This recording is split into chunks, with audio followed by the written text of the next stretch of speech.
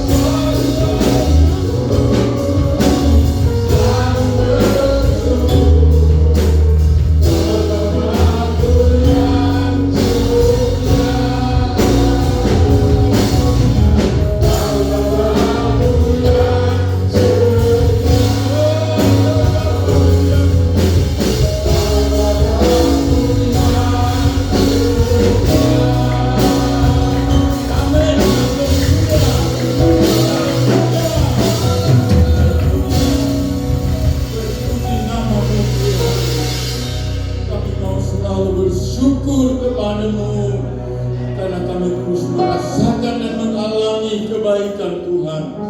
Kami terus menikmati kasih sayang-Mu yang besar melimpah dalam hidup kami. Pagi hari ini Tuhan, seberapa banyak kami umat-umat-Mu boleh dapat berkumpul. Kami rindu, kami mau menyenangkan-Mu Tuhan. Kami mau memuji agungkan Dikau, kami yang sangat baik. Terpuji-puji Dikau Bapa, pemeliharaan-Mu dalam hidup kami begitu nyata.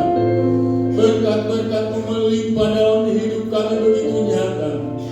Sehingga kami boleh mulai daripada Tuhan pemimpin pujian, pemain musik, singer, pemain rebana, bahkan hamba-Mu yang akan melayani kebenaran firman-Mu. Biar mereka dalam tinggal urapan kuasa-Mu berlaku atas mereka Tuhan. Kami semua umat-umat-Mu merasakan kebebasan Tuhan, sukacita Roh Kudus, memuji agungkan Dikau. Terima kasih Tuhan. Kuasa kegelapan yang mau mengganggu kami ibadah pagi hari ini, kami semua bersatu hati kami usir, kami tolak di dalam nama Yesus. Dalam nama Yesus kebebasan kemenangan kami alami. Terima kasih banyak Bapa di surga, umat-umat-Mu yang masih dalam perjalanan Tuhan hentar pimpin. Biar kami semua bersama-sama di tempat ini mengagungkan Dikau. Terima kasih Bapa di surga. Kami mulaikan ibadah kami, mengucap syukur di dalam nama Yesus kami berdoa. Haleluya. Amin.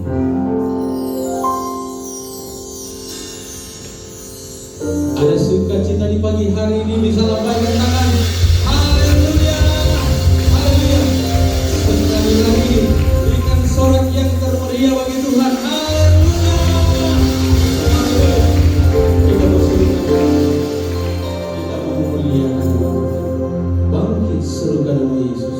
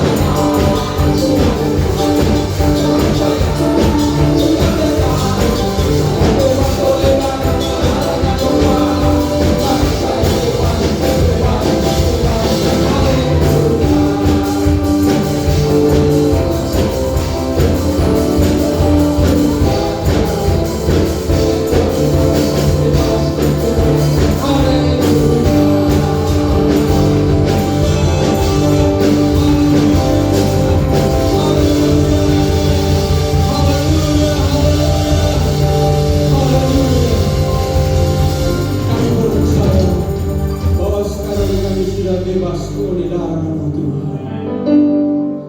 Karena kami percaya bahwa Engkau Tuhan yang sudah karena Tuhan setia dan baik di dalam kehidupan kami. Engkau Tuhan yang sudah menolong kami. Engkau Tuhan yang sudah membela kehidupan kami.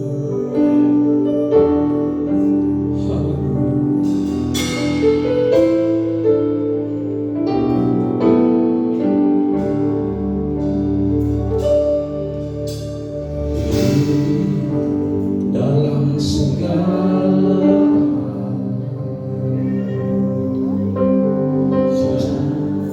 janjinya tak berulang.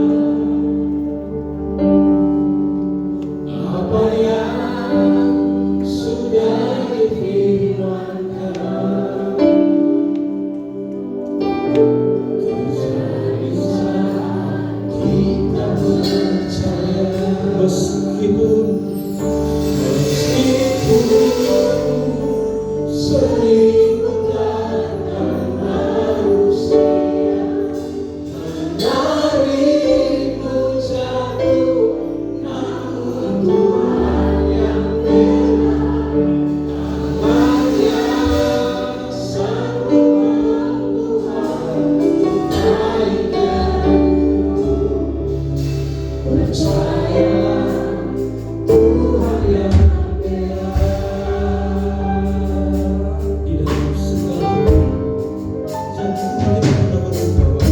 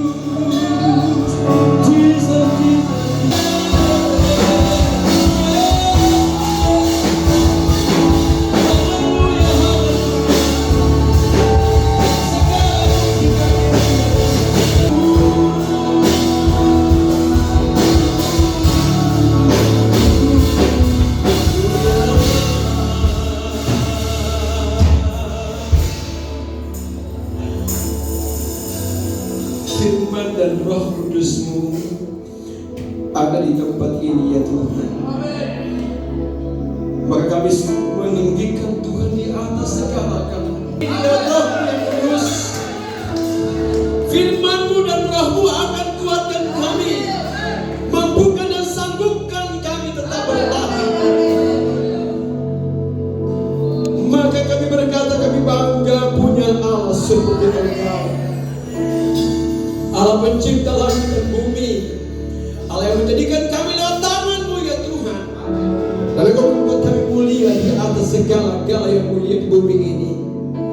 Terima kasih Bapa buat kehadiran-Mu lewat Roh-Mu yang kudus, yang nantinya Kau berikan kami rasa tenang di saat kami mendengarkan firman Tuhan.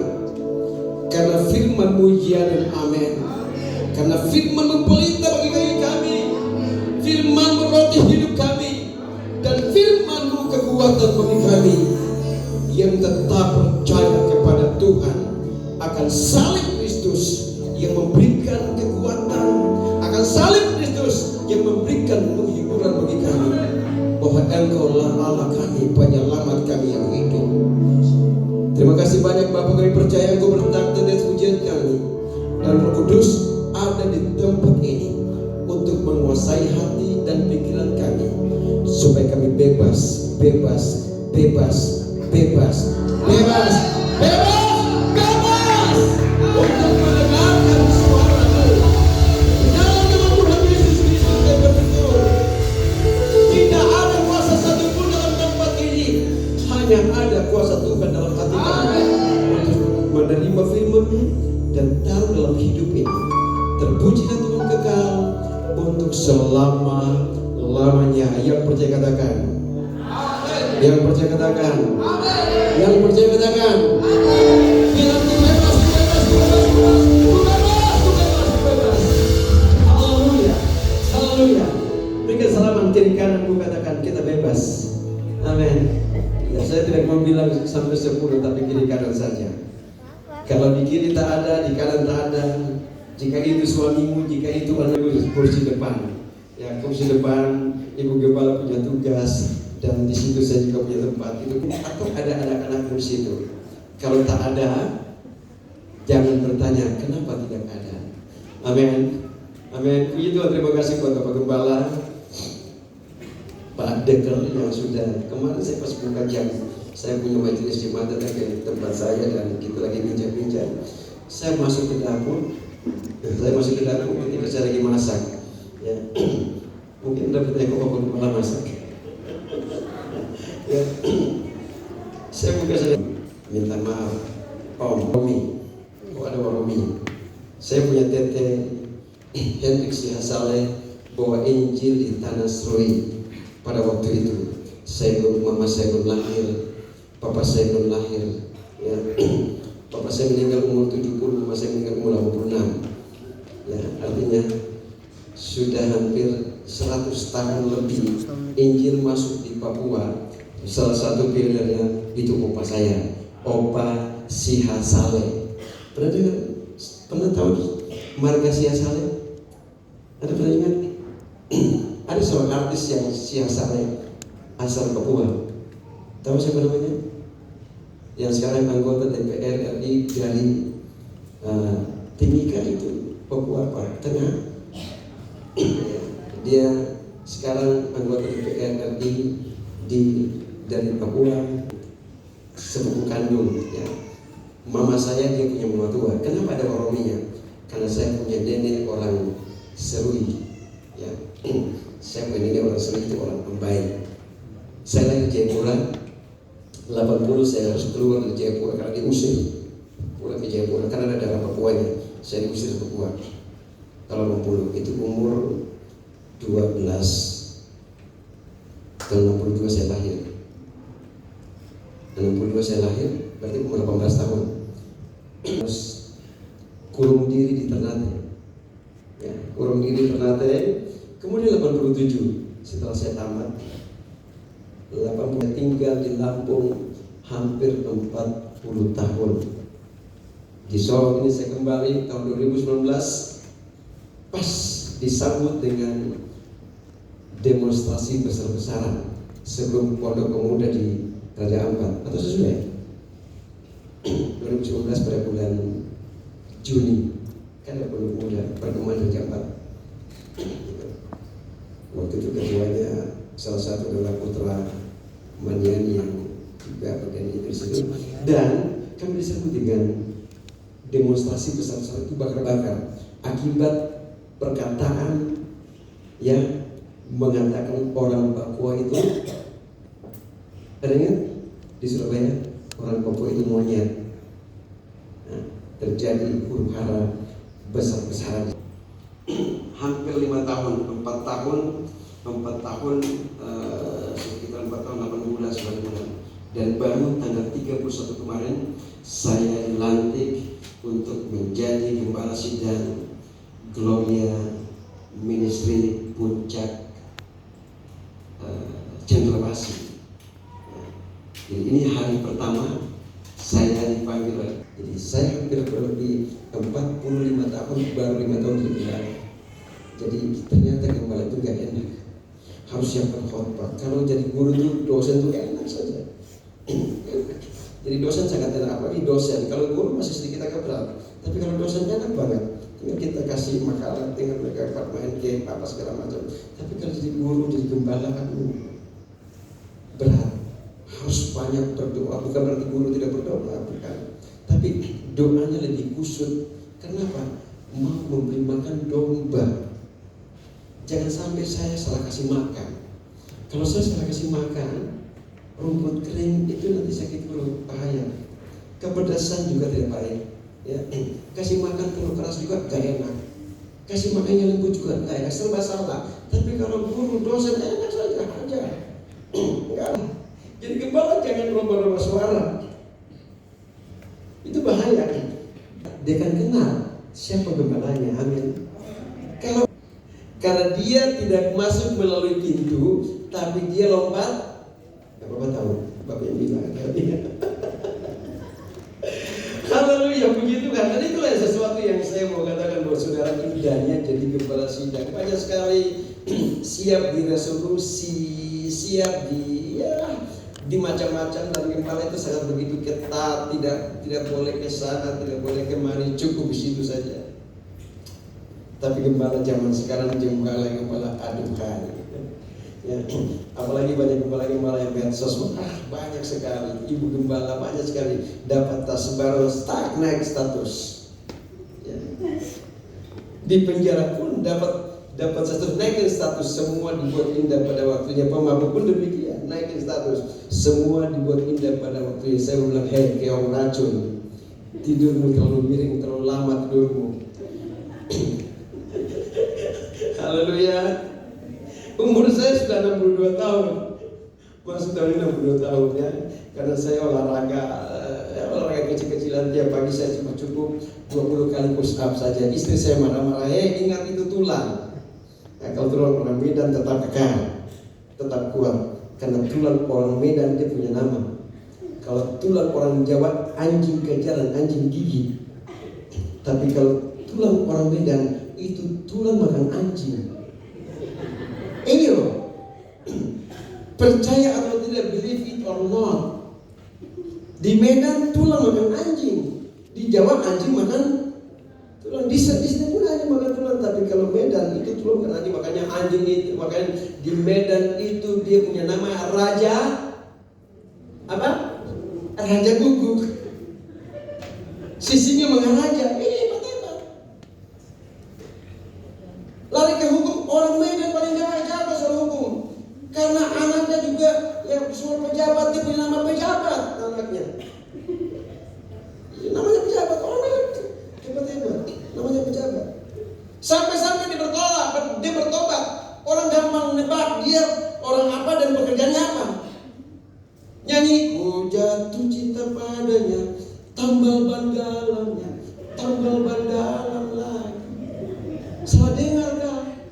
Ternyata tanpa bersaksi, tanpa dia mengucapkan kalimat dari pujian disampaikan, itulah pekerjaan saya sebagai seorang pemimpin. Bukan saya cuma ingatkan saja. Haleluya, amin. Ya, saya punya 3 orang istri, anaknya maksudnya. Ya. Istri saya punya 3 orang anak. Yang pertama namanya, nama anak saya ini kayak Levitapi seperti nama saya. Nama saya Cyrus Koros Basleken Talakua. Anak saya pertama Yubel Fridani Edward Talakua. Anak saya kedua Bapak Gembala kenal. Anak saya kedua, dia sekarang mengajar di Purwacaraka. Anak saya Esther Yovenda Esther Leiviana. Leiviana itu nama saya dan nama istri saya. Leikannya Viana, istri saya Herviana. Yang ketiga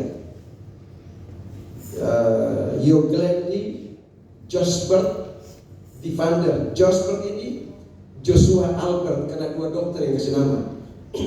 Mau buang 1 tulang, mau buang 1 ini opung, ambil 2. Jadi Joshua Albert, panjang sekali. Masuk kategori sekarang, tidak masuk dalam KTP nanti. Gak masuk dia. Jadi kalau punya anak yang tahun-tahun sekarang, punya cucu, ingat kasih nama 1 saja. Namanya Yesus, cukup. Itu dipakai di mana-mana. Kalau mau bikin banyak-banyak, Mikaela, Rospader, berat. Ya, nama berat sekali. Mau pikul lagi boleh berat. Cukup 1 nama saja. San. Atau kata San ini anak atau matahari. Amin. Itu 3 orang, saya punya 3 orang anak dan sudah punya 2 orang cucu. Istri di mana? Kenapa mau masak sendiri?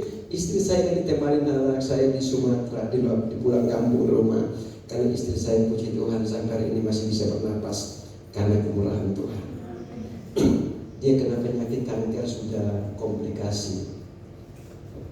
Di sini diangkat, pada ini baru kecil sepanjang ini, ketika diangkat penyakit dari sini hampir 2 kilogramnya. GSJS. Mungkin kita nih gereja sidang jemaat harusnya Allah, tapi GSJS. Jemaat saya gereja 1 jam saja. Ya. Cuma 1 jam.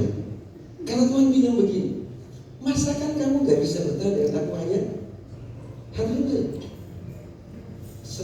Tapi kalau 1 jam saja di sini, aduh Tuhan, ibadah terakhir paling lama. Kalau sudah mulai angkat surga kata, udah tunggu dia sahabat-sahabat di belakang. Ini pasti akan, itu bisa bajosmat tidak akan selesai. Ibadah terakhir paling lama. Habis persembahan, ibadah terakhir itu sudah. Ya kan memang memuji di sini semua. Tapi saya tetap tanamkan buat jemaat saya, ibadah 1 jam saja. Sebab ibadah dengan rasa cukup, jangan muntah. Itu mengandung khasiat yang besar. Ibadah dengan rasa cukup. Ya. Jangan sampai Anda bilang, 1 jam itu kurang, baca aja. Berikan tepuk tangan dulu buat Tuhan. Mari kita firman Tuhan dalam Alkitab kita, dalam HP kita, dalam tablet kita, yang penting di dalamnya ada Alkitab. Saya tidak terlalu early dengan macam-macam yang saya pakai itu buram semua. Buram. Tapi saya tidak pernah pakai kacamata sejak sekarang ini. Saya di dalam pertama Korintus pasal yang ke-15,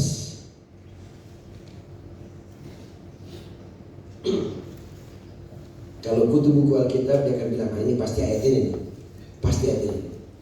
Ya. Ini pasti kalau pertama Korintus 15 pasti ayat yang ini nih. Karena berpikir ayat terakhir mungkin. Ya. Tapi ada juga yang tepat lagi ayat yang lain. Silahkan Anda memutar cara berpikir kita untuk menanggapi Alkitab. Tapi saya akan mengajak saudara untuk melihat dalam pertama Korintus pada pasal yang ke-15.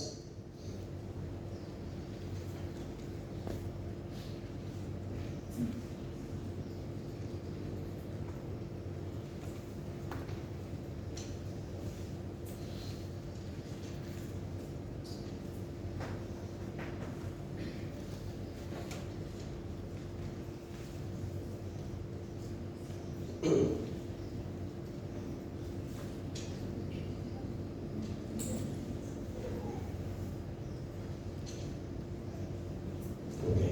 Pertama Korintus pasal 15. Dan kita lihat pergaulan yang jahat merusak kelakuan yang baik. Siapa dapat ayatnya? Pergaulan yang jahat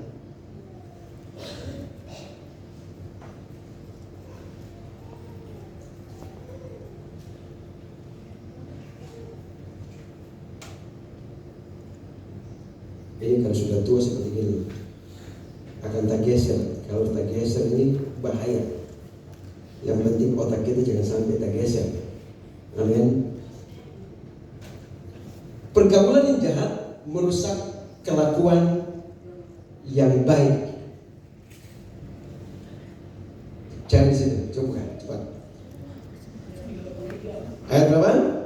Nah, pertama Korintus pada pasal yang ke-13 15 ayat yang ketiga 33 ya. Pertama Korintus pasal 15 ayatnya yang ke-33. Oke. Ya, bukan. Baca sama-sama. 1, 2, 3.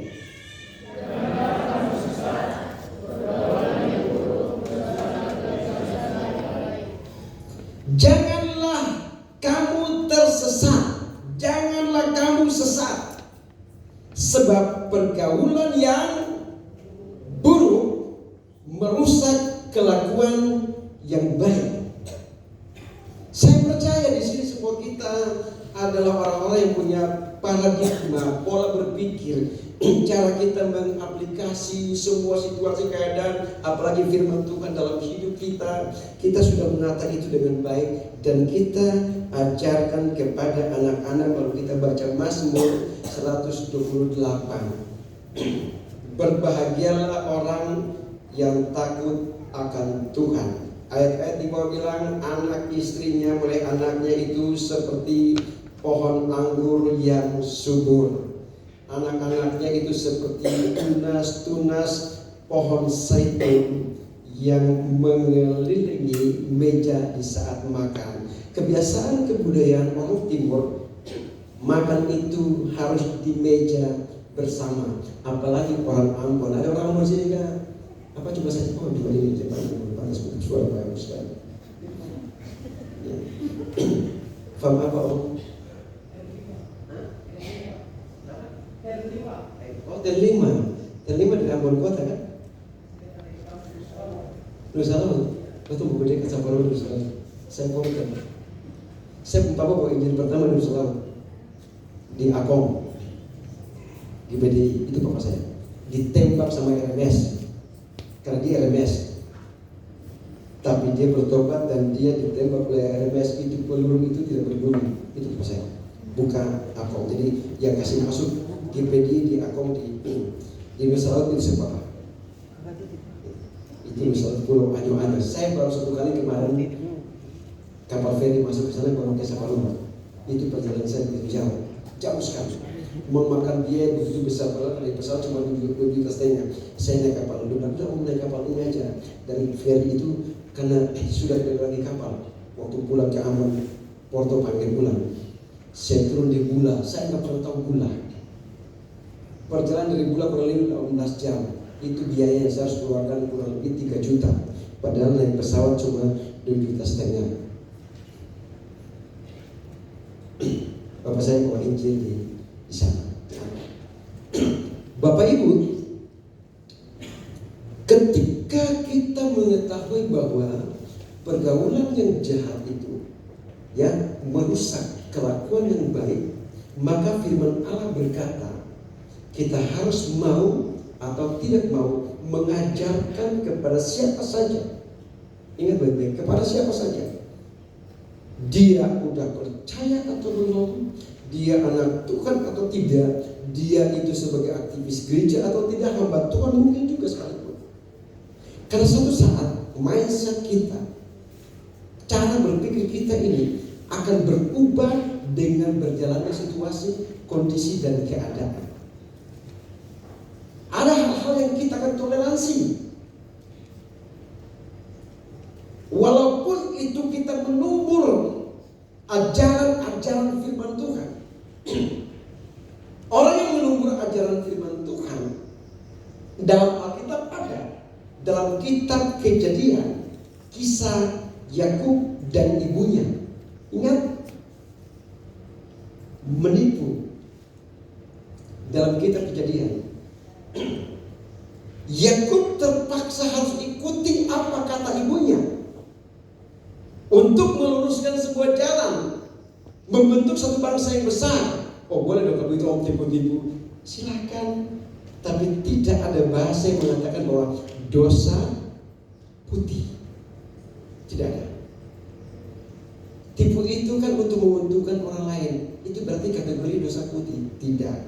Konsekuensi firman Tuhan adalah ketika kita menabur sesuatu, kita akan tuai. Bilang amin dulu. Apa yang kamu tabur, apa yang kamu tanam, itu akan tumbuh dan akan engkau petik. Apakah Yakub lolos daripada hal itu? Tidak. Dalam Alkitab Perjanjian Lama hanya ada satu orang yang Tuhan katakan dia lebih dari sebelum, bahkan sesudahnya tidak ada orang sama dengan dia. Dia bernama Soleh. Ya, dia bernama Soleh. Itu namanya Ayub. Ayub itu Alkitab bilang dia adalah manusia yang paling saleh dari semua. Dia saleh, dia takut Tuhan, dia jujur, dan dia tidak berani untuk berbuat kejahatan. Bagaimana dengan Abraham? Bagaimana dengan Ishak dan Yakub? Bagaimana yang tokoh-tokoh Alkitab lain, Musa? Apakah mereka tidak termasuk dalam kategori saleh? Ya, tidak. Sementara walaupun dia disebut sebagai bapak segala orang percaya, bahkan Yakub menjadi bapak dari bangsa besar, bangsa Israel, 12 suku bangsa, tidak termasuk dalam pujian Tuhan. Tuhan bilang yang saleh itu, mari kita lihat Yakub dalam kitab Ayub.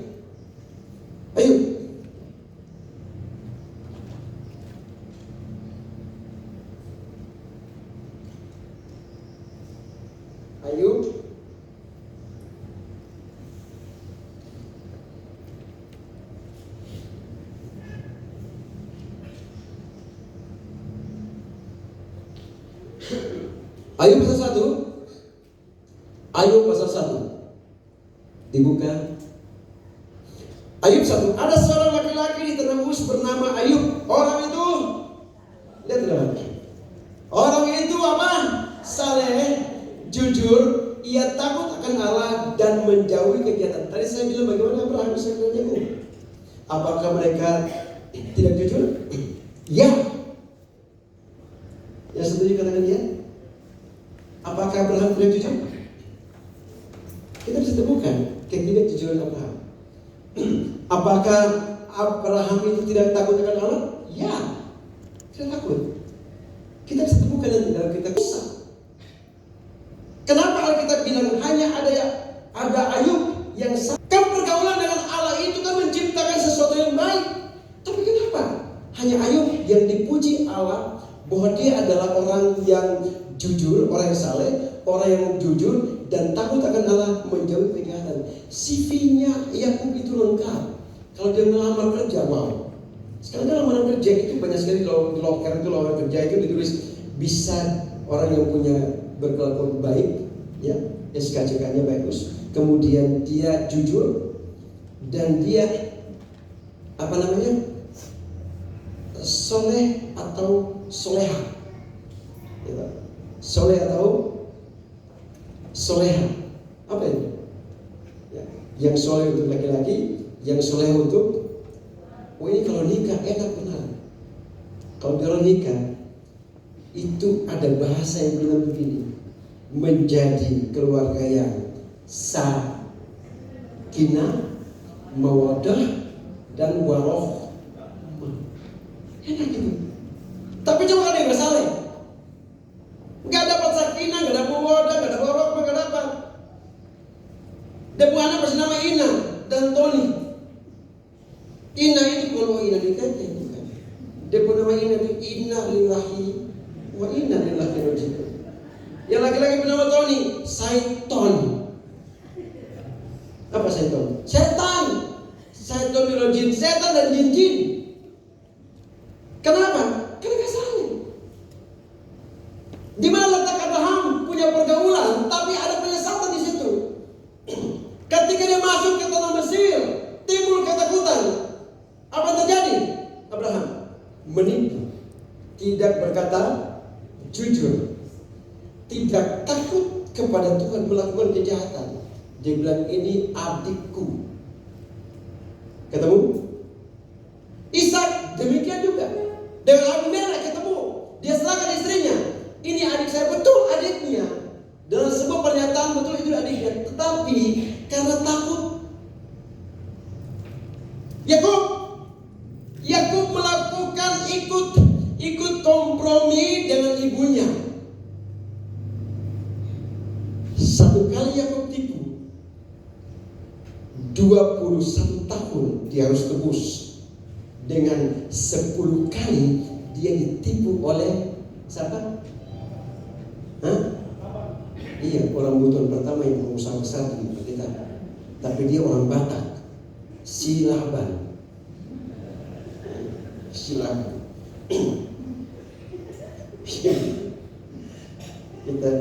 Saya tidak menolong, saya senang kalau kita harus supaya nggak terasa kayak semalam.